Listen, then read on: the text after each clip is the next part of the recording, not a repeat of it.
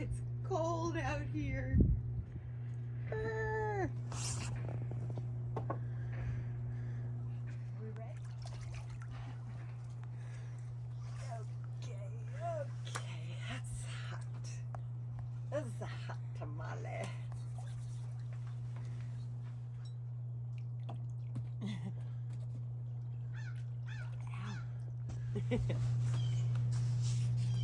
Excuse me, pardon me. Yeah. Okay. Whoa. Nice, Ah, huh? okay. She's a nice, you know? Don't look at my. Don't look at me. Don't look at my body. All right.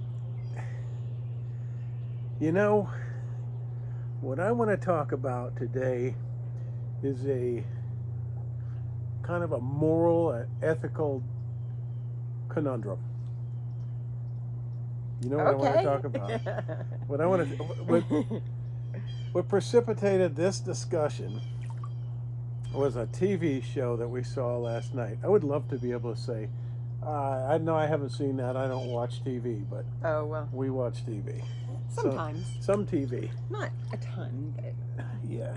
in the evening Thankfully. sometimes, just to wind down. So, let me first pose a question. Okay, the question is, here's your moral conundrum. If someone stole something and, let's say, liquidated that something, i.e. they got cash for it, and they took that cash and then bought something for somebody else, and then they were convicted of stealing in the first place, would that gift that was bought for someone else be part of the recompense to the victim who was stolen from initially? There's the moral dilemma, right? Yeah. So let me just say what we saw was a show. What was it called? Playboy. Playboy Murders. Playboy Murders. Yeah. It's entertaining. And this one wasn't a. Oh, it ended up being a murder. There was a murder involved. But what was interesting to me was the theft.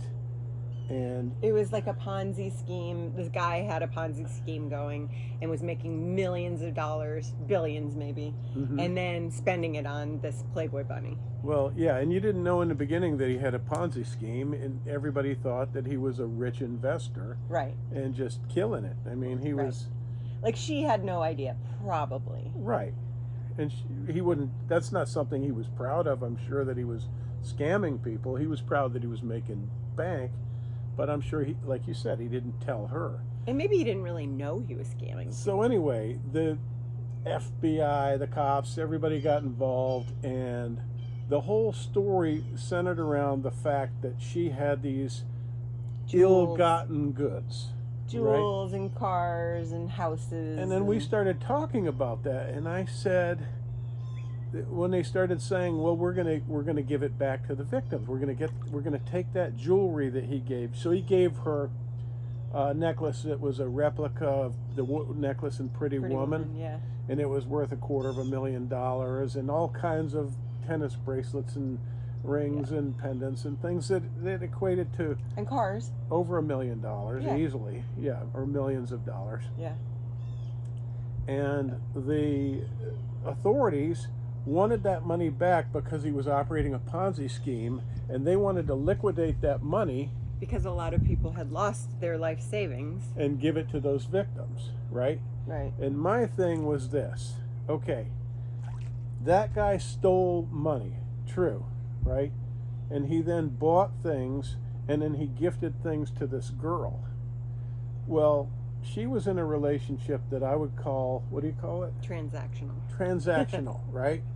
So she had to do certain things for this guy, sexual things, right? Because he was a wormy, I don't want to be too judgmental, but by all accounts, he was a creepy little guy. She wouldn't have been with him if he didn't. She wouldn't have been with him, There's right? no way. She was a beautiful girl. There's no way. And But you know, good for him if he were doing it the right way. But he wasn't. He was ripping people off. But so the people that got into this Ponzi scheme with him, did they know that it was a Ponzi scheme? No, I doubt it. I mean, what would you like all Ponzi schemes? He presented a good rate of return on investment, and you just put your money in one of my accounts, and I'll invest it, and I'll give you a return. And so that's what Ponzi schemes were. They just were guys that are supposedly gifted strategist investors, and they're making money out of your money. Yeah. So, all right. So then Jennifer and I started discussing it, and she said, "Well, yeah, she should have to give it back." And I said, "No, I don't think she should have to give it back because she earned it.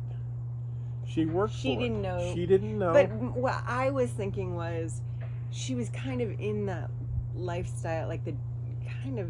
I mean, I guess when you're in it, you don't know it, but it's kind of like a darker side of life. Right. You know, you are. But that's judgmental. Subject Let's try not to be judgmental. Let's just focus on the facts.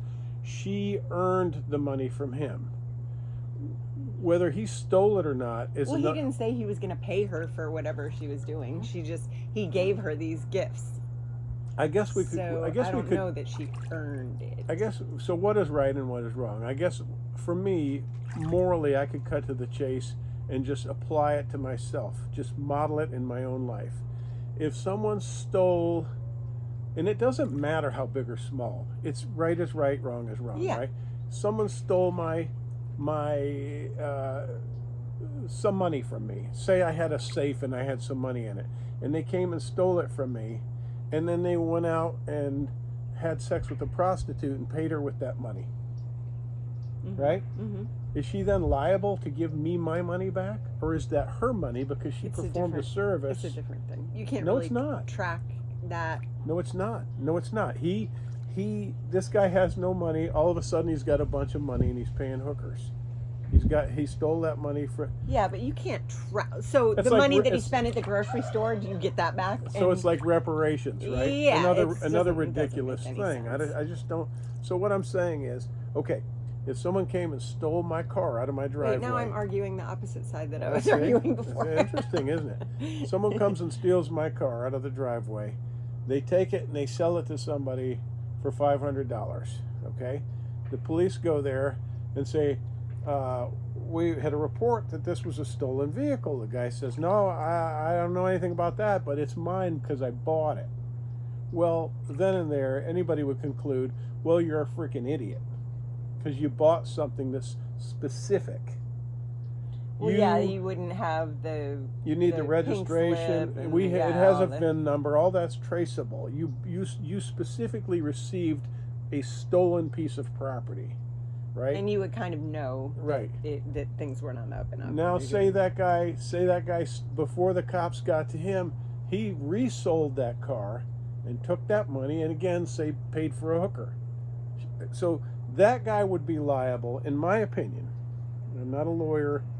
But in my opinion, that guy would be liable for that car, but that prostitute wouldn't be liable for that money that he gave her for rendered services. You see what I mean? Yeah, because that's general. It becomes very general, and it's.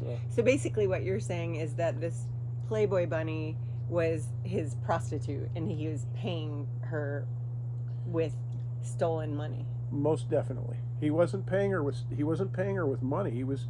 Because they didn't have a deal. They didn't have a deal where she got paid a certain amount every. Yeah, call it cash. Whatever. I mean, say if he had just given her cash, say that they decided to be completely honest, and he said, "Okay, you're giving me oral sex tonight. We'll call that $1,000," and he gives her $1,000. Wow. She gives him the service. He gives her the $1,000. It doesn't matter where that money came from. That's money. She earned the money. That's the important thing. He's liable for the theft of the money, but she is not.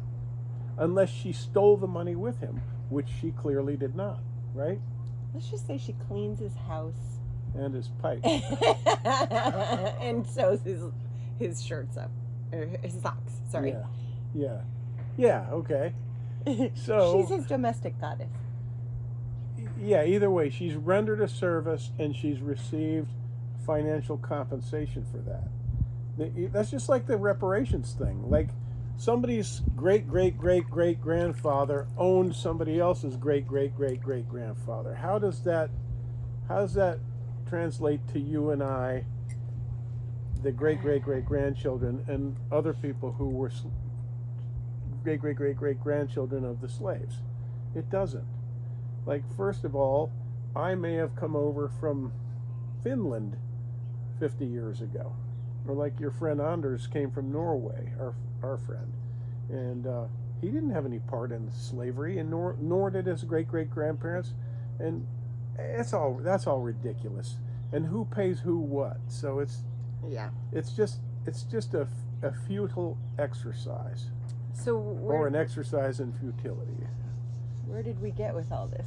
Well, I think where we got is I decided firmly that if you steal something from me, you're liable for that theft. If you liquidate it and pay somebody else for a roof or a whatever, that person that has been paid for that service gets to keep that money. If I don't care. I mean, I'm saying if it was my money, I would feel the same way. I would say it would be nice of you if you would give me that money back that person stole from me. But then how do they get their money back? Exactly. For their time. Exactly. Ultimately, you have to say to person A, hey, you stole this money from this person and you paid a bunch of people for different services. Now you're going to have to work the rest of your life to pay for that money to give back to the original people it was stolen from. You're liable to pay them back, right? Yeah. Okay, for example, I'll give you a better example. People like to attack people. Like, I just think they want to attack her because they think, well, you're in that low life, you're basically a hooker, or you're stripped for money. That's not fair. So what if this guy stole all this money, right? And then he paid his power bill with the money he stole from investors. Yeah. Is the power company going to cough up the money for that mansion, for powering that mansion for 5 years while he was stealing money? I don't know. Nobody's judging the power company. Nobody's saying, you're in a shady business, so therefore you should have to pay that money back. No, they're saying you provided the power. It was a legal exchange. Do you see what I'm saying? Yeah.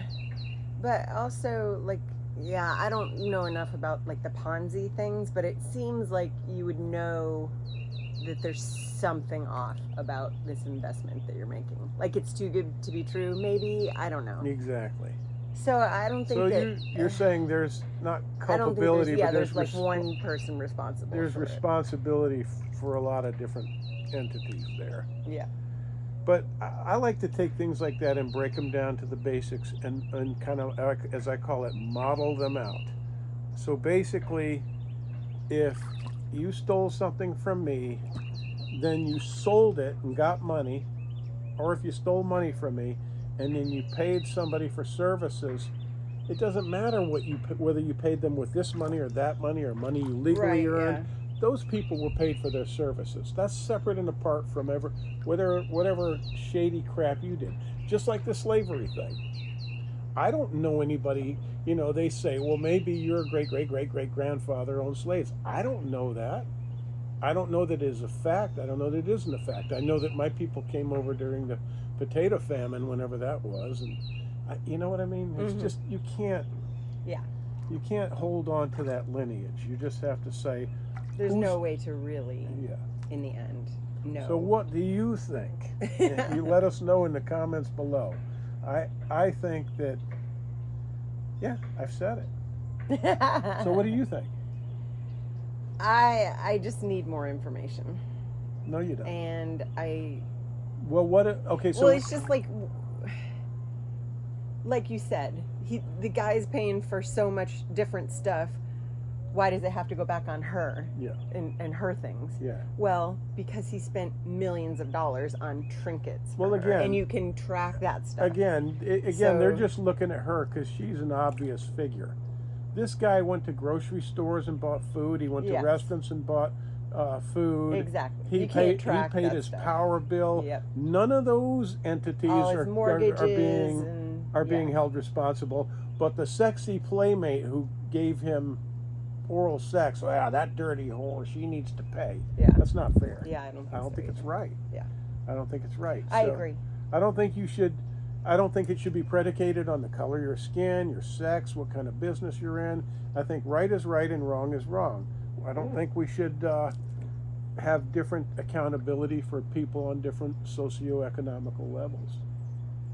Socioeconomic. How do you say that? Economical? So, anyway, that's the story. That's so it was interesting. It was sticking to it. The theme was Playboy models. Yeah. One way to summarize this is to say, look, those people, you said it earlier, they invested in an investment and they should have found out it was a Ponzi scheme. Maybe not. But usually people will do some research before they put a bunch of money, especially like your whole life savings. And you've said a lot right there. You've said it right there, because they are in the investment game. That carries with it certain risks. Mm-hmm. This young woman did not choose that game because maybe she thought, I don't want to get in the investment business. I don't want to start giving some guy some money to invest for me because I don't know how to judge and gauge what's a good investment. Mm-hmm. So I'm going to start rendering services for money so I know what the service is and I know how much it pays. You see what I'm saying? Yeah. How much it is and how much... I don't think it was like that. Well, it was a transactional relationship. If you looked at the girl and you looked at the guy and looked at each of their bank accounts, it's a transactional relationship. Yeah. So, in fairness, she wasn't in the investment game. That's not how she was making her money. She was providing the service and getting paid. I know we're talking in circles, but sometimes you have to hammer these things out in such a fashion. So, any final analysis on your side? I would like to know what ended up happening. I don't know. I don't feel like anything is like cut and dried so that you can say either way. There's always going to be somebody saying something opposite from what you're saying.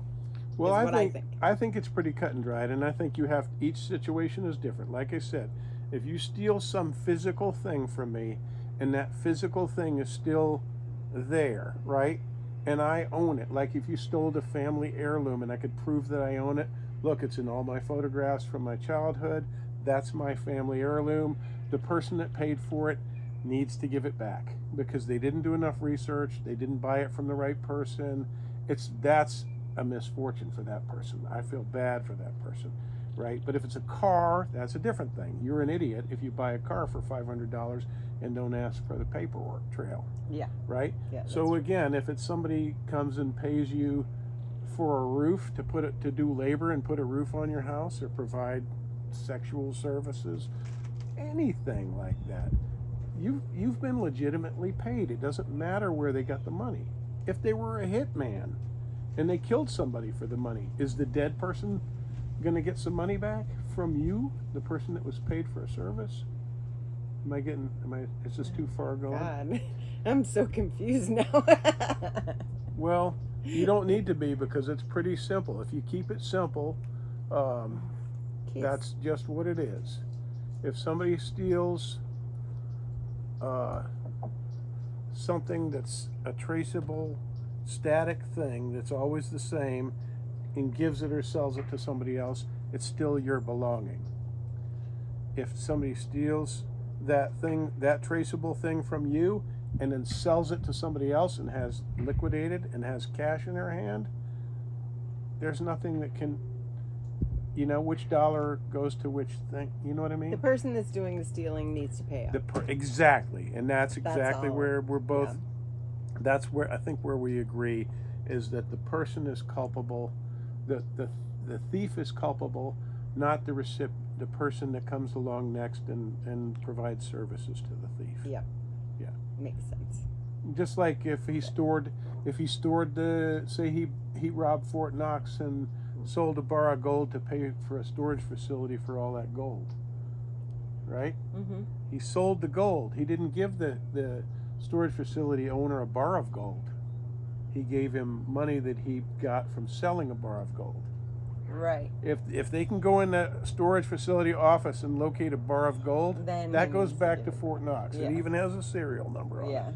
But if he sold it to Sam down the street and got cash and paid for the storage for his gold, it's laundered. it's been cleaned. All right. So Playboy and now murders. we're nice and clean. I don't know why we watched such trash. No, it was fine. It was an entertaining show, and I have to say, I'm so glad you never ended up doing Playboy. Oh, thanks. We were dumb. We were young and dumb, and Farm Girl got rejected for Playboy because she wasn't the hoe next door. Oh no, girl. That's Sour Grapes. Girl next door. Wow. No, I've known Playboy models, and they're nice people. They're people like everybody else. I've known some too. I know you have. One of your parents' friends was a Playboy model. Yeah. Centerfold. Yeah, we've known quite a few centerfolds, Mm-hmm. and they're just people like everybody else. So. Yep. Yeah, we'll have to find out more about that story and talk more about it. But if you had been a Playboy model, think about it. Now that we've learned a little bit more about that world, you would have been required to go to that mansion and flirt with. I never thought about. I was any gonna of that help get you into this clutches of the beast. And then you're expected to do favors for these rich celebs that come to the mansion. And yeah. See, I didn't think about any. We didn't think that through, right? So we were happy. We're happy. Okay. Okay. That's that, and thank you all for watching. It's just food for thought, interesting to think through, and let us know your conclusions in the comments below. And be sure to like and subscribe. Thank you, everyone.